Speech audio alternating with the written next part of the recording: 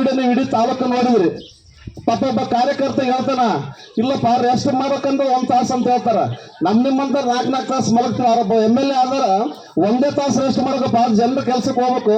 ನನ್ನ ಬೆಲ್ಲಿ ಭಾಳ ತಿರುಗಿಬಿಟ್ರೆ 3 ಸಲ ತಿರುಗಾರ ಅಂತ ಅನಿಸ್ತಂತ ಒಬ್ಬ ನಾಯಕರಾಗಿರ್ತಾರ. ರಾಜ ವೆಂಕಟಪ್ಪ ನಾಯ್ಕರು ಹೇಳಿದ್ರು 3 ಸಲ ತಿರುಗಿದೆ ರಾಜ ವೆಂಕಟಪ್ಪ ನಾಯ್ಕರಿಗೆ ಇಷ್ಟು ಬೇಸರಾಗಿ ನಾವು ಜನರು ತಪ್ಪು ಮಾಡ್ತಾ ಅಂತ ಅನಿಸ್ತದ. 100 ಸಲ ತಿರುಗಿದ್ರೆ ವಿಚಾರ ಮಾಡೋದಂತ ನಮ್ಮ ನಾಯಕರು ಸುರ್ಬೋದಲ್ಲ ಬ್ರದರ್. 100 ಸಲ ತಿರುಗಿದ್ರು ಇಲ್ಲಿ ನಮ್ಮ ಸುರಪುರ ತಾಲೂಕದಲ್ಲಿ ವಿಚಾರ ಮಾಡುವಂತ ನಾಯಕರಿದಾರ. ಈ ಸುರಪುರ ತಾಲೂಕದಲ್ಲಿ 9 ತಿಂಗಳಾಯ್ತು ಬಿದ್ದು ಮೇಕಪ್ ಅಂದ್ರೆ ಒಬ್ಬರು ಫೋನಿಗೆ ಸಿಗಲಾರ್ದಂಗ, ಒಬ್ಬರ ಕಷ್ಟ ಸುಖ ಸ್ಪಂದಿಸಲಾರ್ದಂಗ ಬೆಂಗಳೂರಾಗಿರ್ತಕ್ಕಂಥ ನಾಯಕರು ಇವತ್ತು ಸುರಪುರ ತುಂಬಾ ಓಡಾಡಕತ್ತಾರೆ. ಯಾಕಂತಂದ್ರೆ ಇವತ್ತು ರಾಜ ವೆಂಕಟಪ್ಪ ನಾಯ್ಕರು ಹೋಗಿದ್ದಾರೆ. ಈ ಸುರಪುರ ತಾಲೂಕದಲ್ಲಿ ಜನ ಮತದಾರರು ನಮ್ಗೆ ಆಶೀರ್ವಾದ ಮಾಡ್ತಾರಂತ ಅವ್ರು ತಲೆಗೆ ಇಟ್ಕೊಂಡಿರ್ಬೇಕು.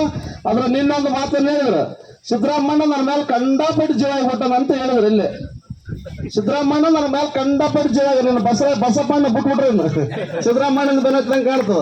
ಸಿದ್ದರಾಮಣ್ಣ ನನ್ನ ಕಂಡಾಪಟ್ಟು ಜೀವನ ನೋಟಿಫಿಕೇಶನ್ 45 ದಿನ ಮೇಲೆ ಮಾಡೋಕಾಯ್ತು. ಇಮಿಡಿಯೇಟ್ಲಿ ಈ ಮೋದಿ ಗಾಳಿ ಗೆದ್ದು ಬರ್ಲಂತ ಸ್ವರ್ಗನೆ ಕಳಿಸ್ಬಿಟ್ರು ಅಂತ ಹೇಳಿದ್ರು ಸಿದ್ದರಾಮಯ್ಯರಿಗೆ. ಆದ್ರೆ ಇವತ್ತು ಈ ಸುರಪುರ ತಾಲೂಕಿನ ಒಬ್ಬ ಮಾಜಿ ಶಾಸಕರಿಗೆ ನಾನು ಮಾತು ಹೇಳಕ್ ಬಯಸ್ತೀನಿ.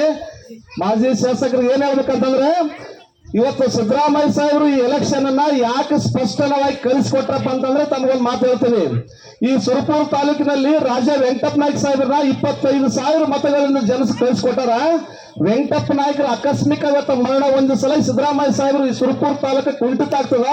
ಅವ್ರ ಮಗನಾಗಿರ್ತಕ್ಕಂಥ ರಾಜ ವೇಣುಗೋಪಾಲ್ ನಾಯ್ಕ ಆ ಸ್ಥಾನವನ್ನು ತುಂಬಿ ಆ ಸುರಪುರ ಜನರ ಅಭಿವೃದ್ಧಿಯನ್ನು ಮಾಡಲಿಕ್ಕೆ ಮುಂದಾಗಂತ ಕಳಿಸ್ಕೊಟ್ರ ಹೊರತಾಗಿ ಈ ಮೋದಿ ಗಾಡಿಯಾಗ ನೀವು ಗೆದ್ದಿರಿ ಅಂತ ಕಳಿಸ್ಕೊಟ್ಟಿಲ್ಲ. ಅದನ್ನ ನೀವು ಬಹಳ ಅರ್ಥ ಮಾಡ್ಕೋಬೇಕಾಗ್ತದೆ.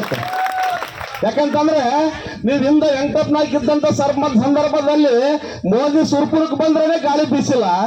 ನೀವಿನ್ ಅಲ್ಲಿ ಕುಂತ ಗಾಳಿ ಬೀಸ್ತಾ ನಿಮ್ ಕನಸಿನ ಮಾತು. ಯಾಕಂತಂದ್ರೆ ನೀವು ಅದ್ರ ಬಹಳ ಅರ್ಥ ಮಾಡ್ಕೋಬೇಕಾಗ್ತದ. ಅದಕ್ಕಂತ ಇವತ್ತಿರೋದಪ್ಪ ಅಂತಂದ್ರೆ, ಇವತ್ತು ರಾಜ ವೆಂಕಟಪ್ಪ ನಾಯ್ಕ ಸಾಹೇಬ್ರು ಯಾವ ತರ ಇದ್ರಪ್ಪ ಅಂತಂದ್ರೆ ನಿಮ್ಗೆ ಎಲ್ಲರಿಗೂ ಗೊತ್ತಿದ್ದ ವಿಷಯ ಅದ.